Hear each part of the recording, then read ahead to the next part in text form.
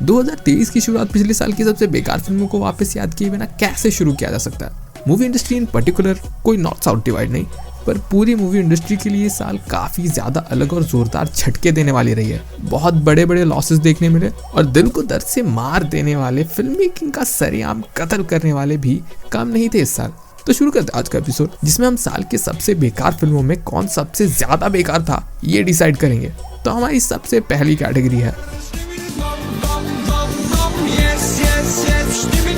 First comedy flick of the year and our nominees are mister mummy, जिसके director है Shaad Ali, circus, जिसके director है रोहित शेट्टी, और थैंक गॉड, जिसके डायरेक्टर है Inder Kumar.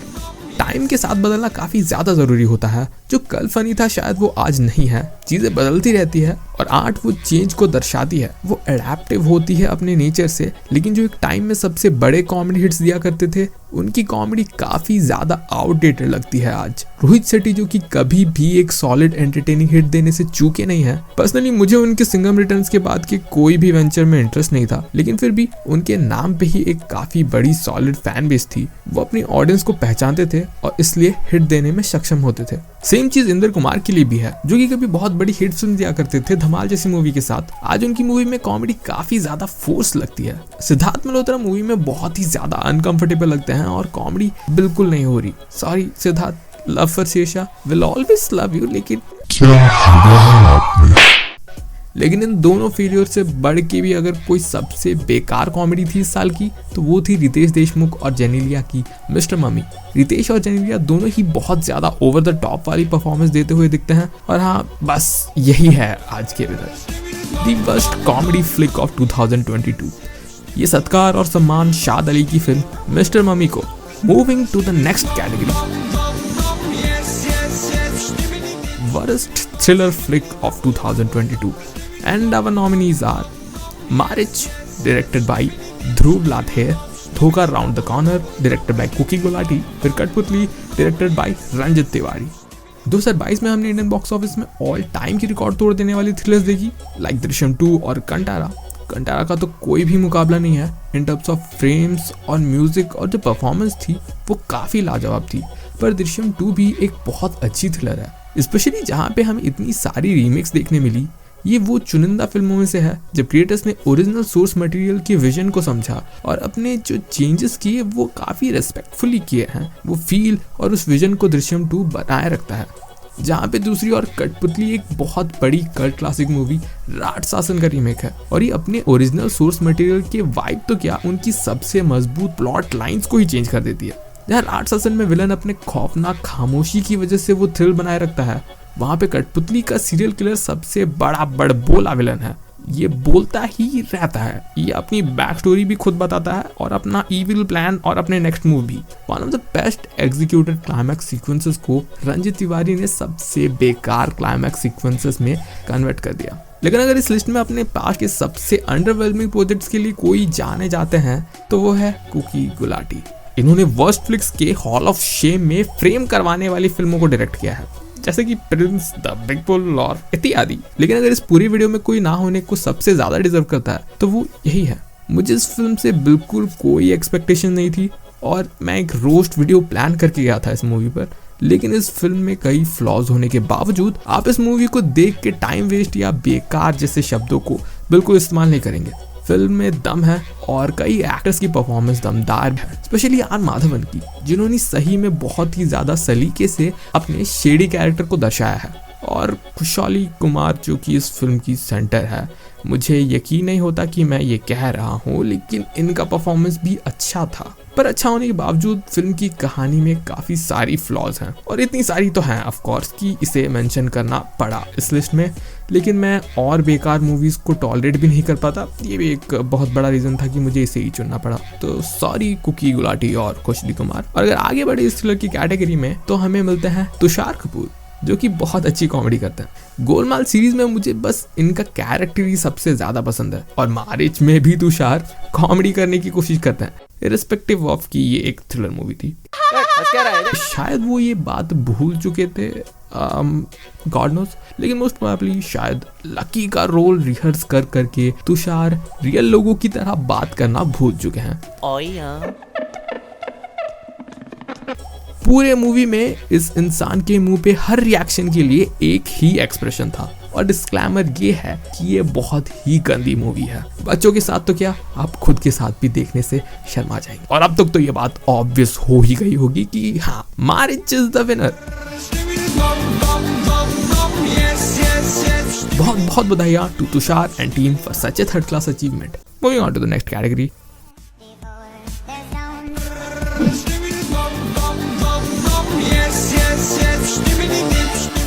Worst action flick of 2022, and our nominees are Heropanti 2 directed by Ahmed Khan, Bachchan Pandey directed by Farhad Samji और राष्ट्र कवचों directed by Kapil Verma. Action एक कैटेगरी ऐसी है जिसमें टिकना काफी मुश्किल है। इस जॉनर में मैंने हमेशा देखा है कि जो एक्सपीरियंस्ड क्रिएटर्स रहे हैं वो अपने तजुर्बे का इस्तेमाल करके इस जॉनर के साथ कहानी को काफी सही तरीके से इंटीग्रेट करते हैं। पर उदाहरण मिशन इम्पॉसिबल और जेसन बॉर्न जैसी फिल्में जो कि बहुत ही लाजवाब हैं। लेकिन हमारी कैटेगरी में जो फिल्में नॉमिनेटेड हैं वो बिल्कुल भी कोशिश नहीं करती किसी भी कहानी को एक्शन के साथ इंटीग्रेट करने में, क्योंकि कहानी ही नहीं है। मैं काफी श्योर हूँ कि ओम और हीरोपंती 2 को बनाने के टाइम स्क्रिप्ट जल गई होगी या भस्म हो गई होगी, कुछ तो हुआ। पर बच्चन पी में कहानी को रिफर करने के लिए इनके पास पूरे 2-2.5 घंटे की पिक्चरें भी थी, तो इनका तो मैं नहीं मानूंगा। मतलब क्यों हगा आपने। जिगरथंडन उन मूवीज में से है जिनकी वजह से मैंने इंडियन मूवीज देखना शुरू किया। मैं सिर्फ इंटरनेशनल मूवीज ही देखा करता था और इन कुछ चुनिंदा मूवीज की वजह से ही मेरा इंडियन मूवीज में इंटरेस्ट बढ़ा। और इसका क्या कबाड़ा किया है अक्षय ने। ये तीनों फिल्में ही विनर होना बहुत ज्यादा डिजर्व करती हैं। जहां राष्ट्रकवच ओम में हमें एक्शन सीक्वेंस के नाम में सिर्फ ग्रीन स्क्रीन वाले पटाखे देखने मिले, वहीं पे हीरोपंती 2 में हमें ऑस्कर डिजर्विंग एक्टिंग भी देखने मिली तारा सुतारिया से। Tiger Shroff as an action star, ये फिल्म उन्हें सबसे ज्यादा अंडर यूटिलाइज करती है। और सच कहूँ तो एक दिन एक अच्छी फिल्म जरूर होगी जो टाइगर के पोटेंशियल को पूरी दुनिया के सामने रख देगी। पर फिलहाल के लिए बस उनका मजाक ही उड़ाया जा सकता है इन अंडरवेलमिंग प्रोजेक्ट्स के पार्ट होने के लिए। आज के लिए सॉरी टाइगर, पर वर्स्ट एक्शन फ्लिक का winner has to be Heropanti 2। Moving on to the next category.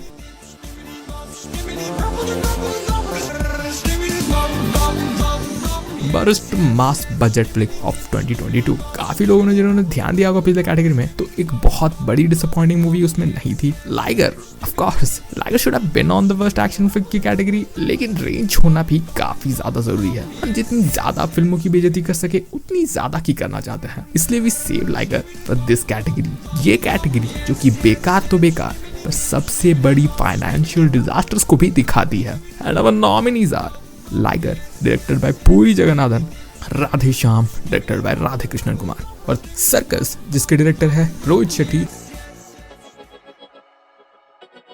Liger जो कि 125 करोड़ के बजट में बनी थी, वो विजय देवरकोंडा के ह्यूज फैन बेस के बावजूद 80 करोड़ के कलेक्शन में ही सिमट गई। और विजय के करियर में भी ये फिल्म हमेशा याद रखी जाएगी। और जिस तरह से वो अपनी फिल्मों में मेथड एक्टिंग की बातें करते हैं, we really have to appreciate the guys associated to this project. क्योंकि सिर्फ मूवी में ही नहीं, पर ये बंदे का हकलापन लोगों को सेट्स पर भी झेलना पड़ा होगा। लव यू लाइगर की film crew, hope you are all well और आप सभी अभी तक ट्रॉमा से बाहर निकल चुके होंगे। और ट्रॉमा से बाहर निकलने इन्हें मिला ही होगा कि साल के अंत में रोहित शेट्टी अपने नमूनों की सर्कस लेके आ गए। सर्कस कॉमेडी के बाद ये दूसरी कैटेगरी पे नॉमिनेटेड है, तो आप शांति से बैठ के ये एनालाइज कर ही सकते हैं कि कितनी बड़ी फेल्यूर है। सिर्फ सबसे घटिया कॉमेडी फिल्मों में से ही नहीं, पर साल की सबसे बड़ी फाइनेंशियल लॉसेस में से भी ये एक है। डैम शेट्टी साहब और Radhe Shyam, the most cringe comedy और क्रिंज रोमांस मूवी, जिसे कि 350 करोड़ के बजट में बनाई गई थी। और ये मूवी को शायद कोई याद करता ही नहीं अगर प्रभास की दूसरी मूवी रिलीज हो गई होती इस साल। तो 550 करोड़ की आदि पुरुष ये कैटेगरी ही नहीं होती, एक स्पेशल मेंशन होता 5 मिनट का, जिसमें हम आदि पुरुष से हुई जो परेशानी लोगों को झेलनी पड़ी और जो कठिनाइयों का सामना करना पड़ा इस फिल्म को देखते समय, हम उस पर ही बस चर्चा करते। पर थैंक गॉड इस साल वो मूवी नहीं आई। तो good luck Prabhas, good luck with 2023।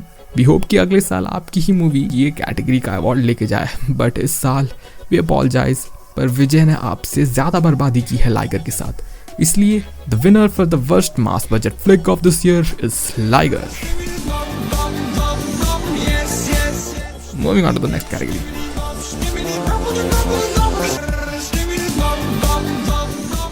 Worst performance by an actor in 2022। And our nominees are Vijay Deverakonda in Liger, Tushar Kapoor in Maarrich, यही जीतता है, यही विनर है, एंड तारा सुतारिया इन हीरोपति 2। और इस कैटेगरी के सारे नॉमिनेटेड एक्टर्स सभी ने ही अपने फिल्म को वो जितनी फैबुलस पहले से थी उससे कई ज़्यादा फैबुलस बनाने में बहुत बड़ा योगदान दिया है। And we have created special montage of these actors performance जो कि फैंस के दिल में हमेशा एक स्पेशल स्पॉट बनाए रहेगी। अपना गुस्सा इन पे क्या निकाल रहा है रे हकले? पहले आई लव यू बोल सकता है कि नहीं? तो बोल के दिखा। I love भाई ये हकला तो टाइम वेस्ट है, इसको मार देते ना।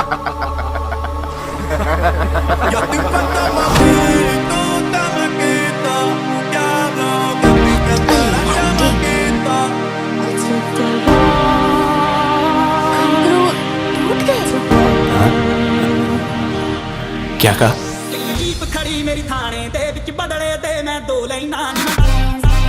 सर इन्वेस्टिगेशन शुरू हो चुकी है। क्या है? इस गमछे को एग्जामिनेशन के लिए लैब में भेज दो। मुझे कुछ याद नहीं है। मैं स्टार्ट घर 3 बजे आई। तो घर पे आने का वक्त कैसे याद है?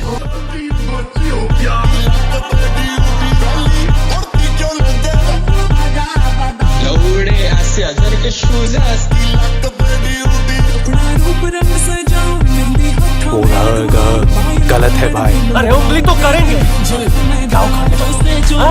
क्या उखाड़ लेगा?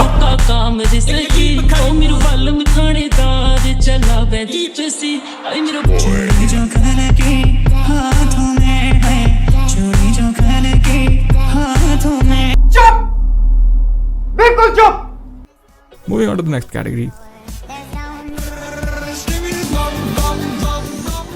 Worst remake flick of 2022। तो सभी को मैं ये बता देना चाहता हूँ कि इस कैटेगरी को स्पेशली याद करना पड़ा इस साल, क्योंकि इस साल हमें थोड़ी ज़रूरत से ज़्यादा ही अंडरवेलमिंग रीमेक्स देखने मिले। और इन अंडरवेलमिंग्स के टॉप 3 अंडरवेलमर्स हैं बच्चन पांडे की अंडरवेयर, थैंक गॉड की अंडरवेयर और कठपुतली की अंडरवेयर। इस पूरे साल को curious case of Akshay Kumar का भी नाम दिया जा सकता है। इतनी दर्द भरी स्टोरी किसी भी एक्टर के लिए मैंने जिंदगी में नहीं देखी, और वो भी इतने ज्यादा चाहे जाने वाले एक्टर की।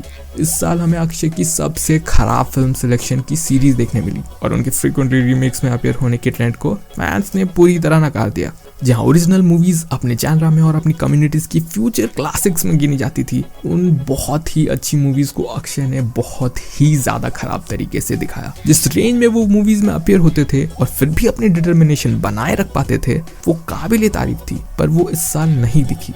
अगर उनकी सबसे सक्सेसफुल साल 2016 को 2022 के साथ कंपेयर करें तो 2016 में वो 3 फिल्मों में अपीयर हुए थे और तीनों फिल्मों में उन्होंने अपनी करियर की सबसे अच्छी परफॉर्मेंस दी थी और बॉक्स ऑफिस में 625 करोड़ के करीब की कमाई की थी। पैसा ही पैसा होगा। जहां पे कि 2022 उनकी करियर की सबसे खराब साल में कंसिडर की जा सकती है, जहां पे कि उनकी 5 फिल्में रिलीज हुई और 5 में ही कहीं ना कहीं उनकी परफॉर्मेंस डिसअपॉइंटिंग रही और 5 में से 4 फिल्मों ने बॉक्स ऑफिस पे सिर्फ 370 करोड़ की कमाई की।